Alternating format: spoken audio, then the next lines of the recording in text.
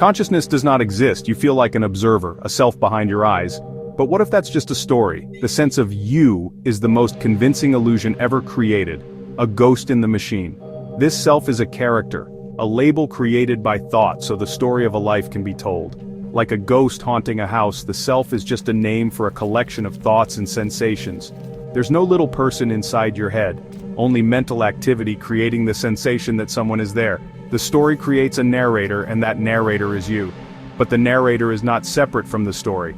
The feeling of being an independent observer is the mind's ultimate trick.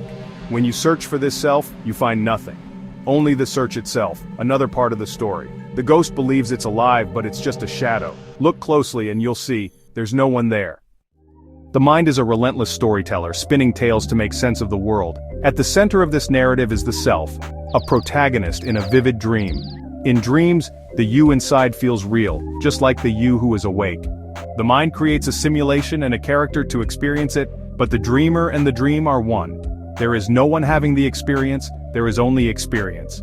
The self exists only by dividing reality into opposites, self and other, inside and outside. This separation is a trick of thought, a line drawn by the mind. Lost in the movie of life, you forget you're in a theater. The character you play feels so familiar you never question its reality. But the dream is not happening to you. You are part of the dream. The sense of being the dreamer is the illusion itself. There is only the dream. The illusion of self is a hall of mirrors. Every thought and perception reflects the idea of I. The system creates the self, then uses every experience as proof that the self is real. The brain and mind are just more characters' props in the dream. To say the brain creates consciousness is like saying the engine in a dream ship makes the dream ocean wet. The very tool we use to investigate.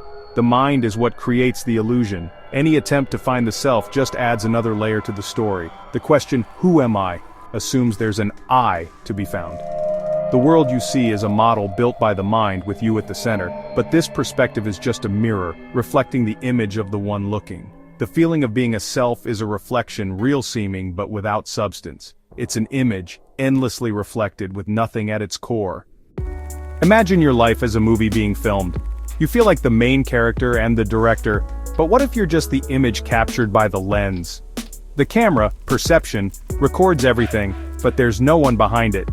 The self is a label attached to the footage after the fact, a voice-over narration. This I claims ownership, but it wasn't there during the filming.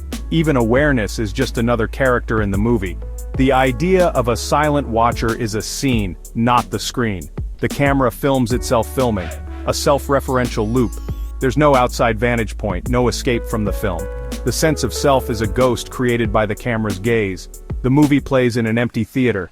There is no one watching. What remains when the story of me ends? The collapse of the illusion isn't a new state, it's simply the end of the story. The movie stops, the screen goes blank, and there's nothing left to describe. Without a protagonist, there is no plot, no questions, no search for meaning. The witness was the first illusion to disappear. There is not even nothingness, just the end of the simulation. The dreamer doesn't wake up. The dreamer was never there. The dream simply ceases. The ghost vanishes, not exorcised, but revealed as a shadow. The story fades to black. There was never anyone here to begin with.